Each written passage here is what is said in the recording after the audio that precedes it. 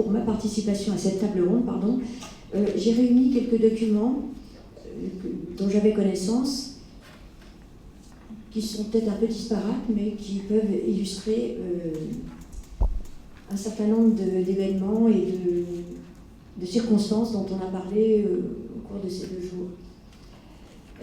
Il se trouve que j'ai écrit ma thèse, j'ai consacré mon sujet de thèse de doctorat à l'artiste Jean-Louis Forain, qui était le dessinateur du Figaro. Alors il avait commencé à travailler pour ce journal dans les années 1880 et à partir de 1894, il est le dessinateur qui, chaque semaine, publie un dessin au Figaro. Bon, pendant la Première Guerre mondiale, il commence, dès le début de la guerre, à faire un premier dessin, et puis, avec le départ des journaux et du gouvernement à Bordeaux, et certains journaux aussi à Toulouse, tout est déstabilisé, et donc il ne dessine plus pour le Figaro pendant quelque temps, ni pour aucun autre journal d'ailleurs. À l'époque, Forain a 62 ans. Il avait même, avant la guerre, réfléchi au moment où il allait prendre sa retraite, et puis la guerre a relancé son intérêt, puisque chaque semaine, il donnait un dessin sur l'actualité politique, et donc il était toujours en alerte, et il a senti la guerre venir, comme il l'a dit. Et il s'est engagé, à l'âge de 62 ans, pour 2 raisons. D'abord parce que son fils unique a été blessé dès le début de la campagne, et d'autre part parce que, originaire de Reims, il a été bouleversé par la destruction de la cathédrale de Reims par obus incendiaire le 19 septembre 1914. Donc il s'est présenté contre toute attente. Sa candidature a été acceptée et il a été envoyé auprès d'un petit groupe d'artistes qu'on a évoqué tout à l'heure qui réfléchissait au camouflage. Et il est devenu l'inspecteur général du camouflage pendant toute la guerre. Alors ça ne l'a pas empêché d'être à la fois sur le front et à l'arrière, à Paris en particulier, pour donner chaque semaine un dessin à la presse. Bon, je ne vais pas raconter tout, mais il a commencé avec un autre journal, et puis après il a repris au Figaro, et ensuite avec un autre journal qui s'est créé pendant la guerre. Et il a consacré un certain nombre de dessins. Alors le voilà, mobilisé. Là, c'est une photo qui est probablement prise au moment où il est sur le front italien. Mais je n'en suis pas certaine, parce que le service photographique des armées n'a pas de légende particulière pour cette photo. Voilà. Et donc, comme je le disais, il est inspecteur général du camouflage, et il va donner des dessins d'abord dans un journal qui s'appelle, un hebdomadaire qui s'appelle L'Opinion. Et le premier qu'il va consacrer à la guerre sur mer, c'est ce dessin qui s'appelle L'école des neutres. Et il va appeler un certain nombre de ses dessins l'école des neutres. Donc après, il va mettre le numéro 2, numéro 3, numéro 4 à ses dessins. Donc là, c'est le premier numéro qui paraît le 3 février 1915. En général, les dessins qu'il donne à la presse sont très très liés à l'actualité immédiate. C'est entre 3 et 10 jours par rapport à l'événement qu'il va illustrer. Et là, il a voulu évoquer le fait que les bâtiments inoffensifs sont visés sans avertissement, tel le 1er février 1915, donc le dessin paraît le 3 février, le bateau hôpital anglais Asturia, qui avait été torpillé à 15 000 au nord-est du Havre. Et voilà. Donc il représente ces victimes complètement inoffensives, des femmes, des enfants. Là, cette fois-ci, c'est un dessin qui paraît toujours dans l'Opinion, le 15 mai 1915. Alors là, vous doutez à peu près de l'événement qui a suscité ce dessin.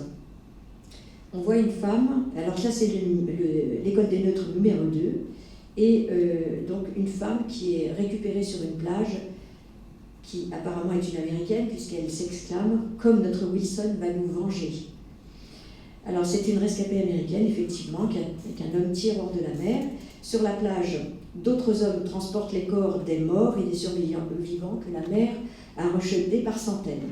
Et il s'agit bien sûr du torpillage du paquebot Lusitania, le 7 mai 1915 par le sous-marin allemand U-20 au large de Kinsale en Irlande, et qui provoque l'indignation universelle. Donc, on a parlé des chiffres ce matin, je ne reviens pas sur le nombre des victimes et leur nationalité, mais bon, j'ai les chiffres ici. Alors, à la fin de ma petite présentation, on reparlera du Lusitania. Ensuite, voici l'école des neutres numéro 3, paru toujours dans l'Opinion le 25 septembre 1915. Et là, le texte qui figure, la légende qui figure en dessous, c'est « Le sous-marin a cru qu'on voulait le couper ». Alors on ne peut pas dire que le bâtiment qui a été visé était déjà camouflé, puisque je ne pense pas que c'était le cas. En tout cas, ici, donc, dans ce dessin du 25 septembre 1915, Forain veut évoquer le torpillage des bateaux non armés, comme l'Arabique et l'Espériane, qui viennent d'être victimes de la guerre sur mer. La mer rejette les cadavres des victimes. Comment un navire non armé peut-il donner aux sous-marins allemands l'impression qu'il voulait le couper? C'est quand même quelque chose de surprenant. Au même moment, dans cette période-là, il y a 2 vapeurs français qui sont coulés par des sous-marins allemands, le Bordeaux le 7 septembre, le Guatemala le 8 septembre. Et le 22 septembre, c'est le tour du vapeur danois Thorvaldsen. Donc ça se rapproche plutôt dans le dessin qui s'intitule l'école des neutres, quoique je ne sais pas si c'est un bateau neutre ou un autre, mais voilà. Alors ensuite, Forain aussi, parmi les artistes qui ont dessiné dans la presse, Laurent pourra peut-être ajouter des éléments là-dessus, je pense qu'il est un des rares dessinateurs de presse qui évoque ce qui se passe sur le front d'Orient. Et pourquoi? Eh bien parce que son fils, qui a été blessé au début de la guerre, va être soigné et va repartir sur le front et va être envoyé sur le front d'Orient. Alors, ce dessin n'a pas vraiment à voir avec la guerre sur mer, mais il est tellement riche en signification que j'avais un peu envie d'en parler, mais s'il n'y a pas de temps, je passe. Bon, alors, on voit 2 soldats français qui sont donc au pays des fouilles, c'est-à-dire la Grèce, hein, et ils sont en train de creuser une tranchée pour se mettre à l'abri. Et il y en a un qui exhume un buste de Guillaume II, vous voyez, un buste à l'antique de Guillaume II. Et il dit à son copain, voilà ce que je trouve sous ma pioche. Alors, parce que d'abord, alors ce dessin date du 13 novembre 1915, toujours dans l'Opinion. Et en fait, si ça a quand même à voir, puisque à Salonique, on a débarqué 20 000 poilus le 5 et le 6 octobre. Donc ils creusent des tranchées. Alors on trouve ce buste de Guillaume II coiffé du casque à pointe. Alors là, il y a plusieurs choses. Il y a très nettement une allusion au travail souterrain de la diplomatie allemande qui essaie de faire basculer la Grèce dans son camp. Ça évoque aussi le goût pour l'art antique du Kaiser. Donc là, je ne vous raconte pas la présentation de sa collection qu'il a faite à du second danseur Nijinsky, qui était venu juste avant la guerre avec les ballets russes et qui avait présenté l'après-midi d'un faune, qui avait beaucoup plu à Guillaume II, qui l'avait invité à venir voir sa collection d'antiques le lendemain et qui lui avait offert un moulage. Voilà. Et puis au fait que, alors là c'est un témoignage que j'ai eu de la part du fils d'un médecin qui a beaucoup travaillé sur le front d'Orient. En fait, son père a ramené énormément de statuettes de Tanagra parce que quand on creusait des tranchées, on faisait beaucoup de découvertes archéologiques. Voilà tout ce qu'on peut dire déjà sur un dessin comme ça. Alors, ce dessin, toujours dans l'Opinion, paru le 20 novembre 1915, paysage grec, il n'y a pas de légende, et on voit un officier français qui braque son revolver sur la statue d'un sphinx coiffé d'un casque à pointe. Alors, ça fait évidemment la suite du dessin précédent. Hein. Et le 15 novembre, effectivement, Denis Cochin, ministre d'État de la République française, arrive à Athènes. Le lendemain, il demande au gouvernement grec des assurances formelles et des garanties sur sa ligne de conduite. Le gouvernement grec temporise pendant plusieurs jours. Voilà. Donc, le gouvernement grec est représenté sous la forme d'un sphinx, un personnage un peu énigmatique qui n'arrive pas à formuler vraiment sa position. Alors, ensuite, Forain, dans Le Figaro, va représenter le 15 décembre 1915, donc là, il vient de reprendre sa collaboration au Figaro, un dessin qui s'appelle Grec et français, et il y en a un qui dit à l'autre, tu es bachelier, tu ne peux pas te faire comprendre, et le soldat interpellé répond, c'est que je lui parle en grec ancien. Et donc, le bachelier français qui parle le grec ancien, eh bien, il parle la langue de la Grèce démocratique antique, et son langage est incompris du grec contemporain. Ensuite, le 3 janvier 1917, toujours dans Le Figaro, Ce dessin intitulé « Devant le Pirée », 1er janvier, et on voit des soldats dans une grande barque remplie de bouées de sauvetage, et l'un dit à l'autre, il y a déjà un mois qu'elles attendent. Depuis le 8 décembre 1916, les flottes des puissances alliées bloquent les ports et les côtes de la Grèce. Le 1er janvier, donc peu de temps avant ce dessin, 900 marins grecs, partisans de Vénizelos, viennent se joindre à elle. Le 31 décembre, les Alliés adressent une note au gouvernement grec demandant des excuses et le châtiment des nationalistes grecs coupables du massacre des marins français casernés aux Apéiones un mois auparavant, le 2 décembre. Ils demandent aussi la dissolution des ligues militaires et le retrait des troupes grecques des régions au nord de l'isthme de Corinthe. Donc une situation assez complexe et qui reste dans la ligne de ce qu'on a vu avant. Et puis un dernier dessin de Forain qui n'a pas s'il a paru dans le Figaro le 14 février 1917. Et après, je vais dire pourquoi il n'y a plus de dessins qui paraissent. L'école des neutres, à nouveau, c'est un Scandinave. Ah, je respire. Car si le navire était américain, cela risquerait de provoquer l'entrée en guerre des États-Unis. Et effectivement, entre le 1er et le 10 février 1917, les sous-marins allemands torpillent 90 navires. Les États-Unis venant de rompre leurs relations diplomatiques avec l'Allemagne, eh bien, torpiller un navire américain aggraverait la situation. Alors, le 14 février 1917, le jour où paraît le dessin, la Suède, la Norvège et le Danemark adressent une note de protestation à l'Allemagne au sujet des torpillages de leurs navires. Donc c'est ce qu'évoquent tous ces dessins. Et puis, Forain prépare un certain nombre de dessins qui n'ont jamais paru ni dans le Figaro ni dans aucun autre journal, parce qu'à cause de la reprise de la guerre sous-marine à outrance, eh bien, on a une pénurie de pâte à papier en provenance du Canada. Et à ce moment-là, tous les journaux vont réduire leur nombre de pages et la plupart des journaux vont arrêter de publier des illustrations. Voilà la raison. Alors, donc, dans ces dessins qui n'ont pas paru, il y a celui-ci, « Bonne nuit les neutres », un navire qui vient d'être torpillé, comme vous le voyez, par un sous-marin allemand, et c'est le sous-marinier qui crie ça à ses victimes. Et là, il s'agit probablement du vapeur hollandais Gamma qui a été coulé le 6 février 1917. Bon, je passe sur les autres torpillages de cette époque-là. Encore un dessin non paru où deux enfants disent, on va dire à maman que c'est plein de blé de l'eau de mer, ce sont deux enfants qui sont sur une plage, et la mère a rejeté le contenu des cargaisons perdues à cause des torpillages. Et là, il s'agit probablement du vapeur norvégien Storladr qui ravitaillait la Belgique et qui est coulé. Bon, puis il y en a d'autres, la Conquin, le 14, enfin bon, je passe.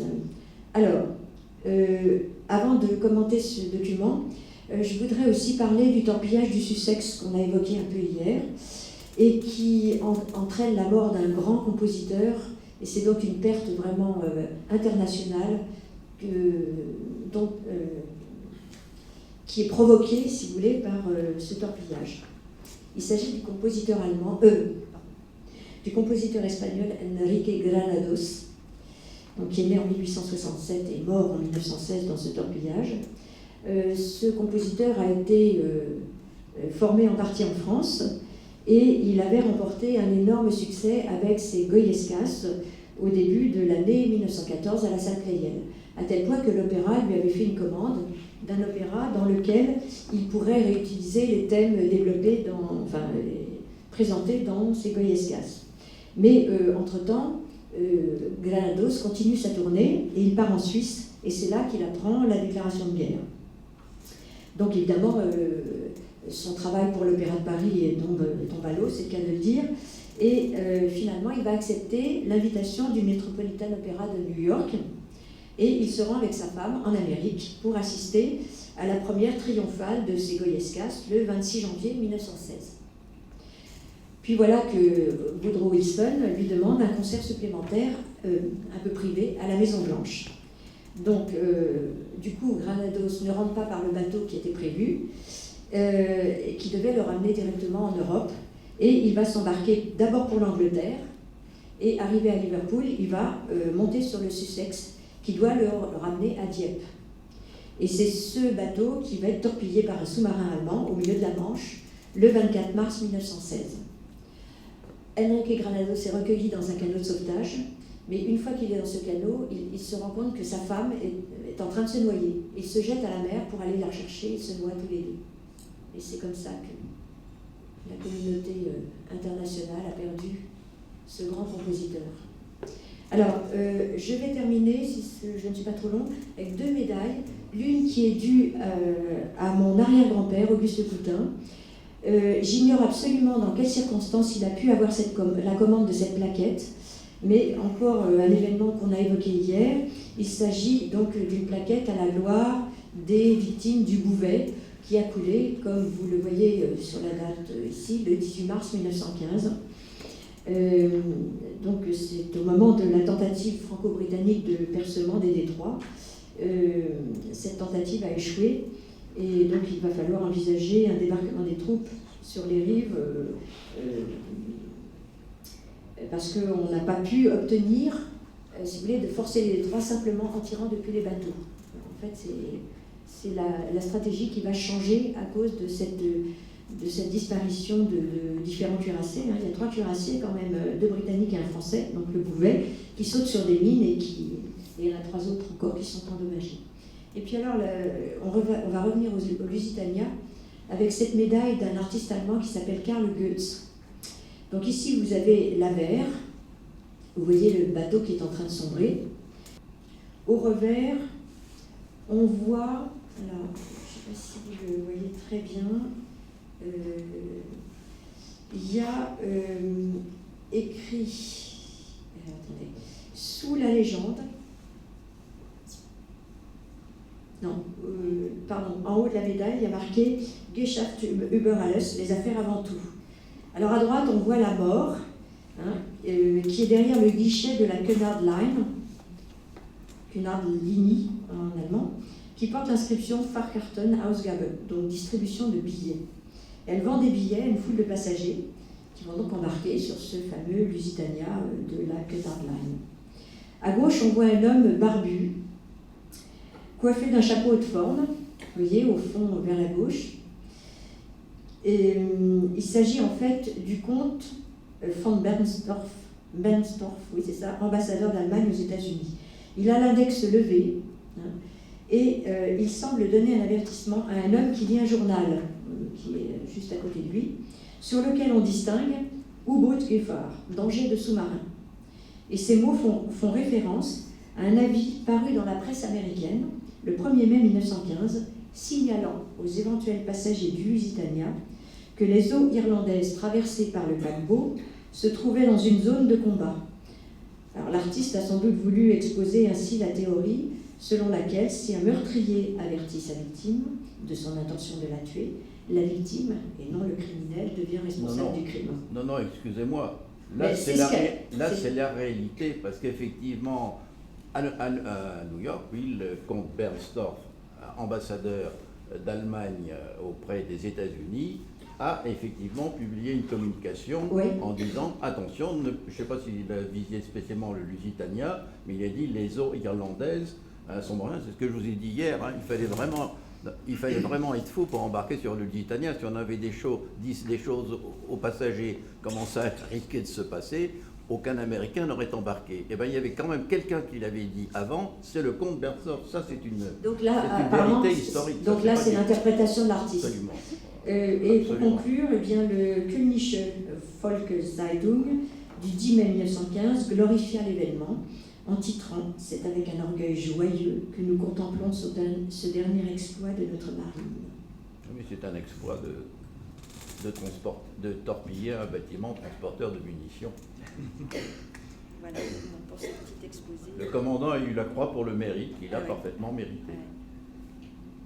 La guerre, c'est la guerre, c'est pas le club Méditerranée. Oui.